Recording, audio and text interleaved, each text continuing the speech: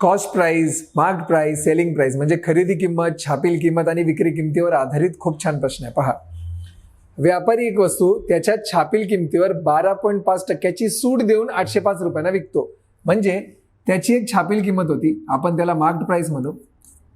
त्याच्यावर तो 12.5% सूट देतो, 12.5% डिस्काउंट देतो, मी वजा म्हणेल त्याला, आणि मग ती होते सेलिंग प्राइस. किती होते ती सेलिंग प्राइस? तर इथे दिलेलं आहे 805 रुपये.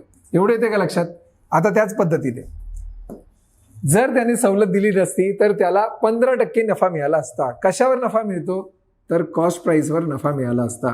किती टक्क्याचा नफा मिळाला असता त्याला? तर 15%चा. मग आता इथे मी प्लस 15% करतो. आता काय करूया, हे जे 15% आहेत, 15%चा अर्थ काय आहे? 15/100. मी जर भाग दिला 5×15 आणि इथे जर 20, म्हणजे 20ची वस्तू त्याच्यावर 3 रुपये प्रॉफिट मिळाला. मग मला सांगा, 20ची वस्तू आहे त्याच्यावर 3 रुपये प्रॉफिट मिळाला, तर विकली कितीला आहे ती? 23ला, बरोबर की नाही?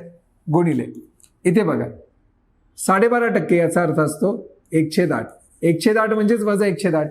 8ची वस्तू 1 कमी करून म्हणजे कितीला विकली? 7ला.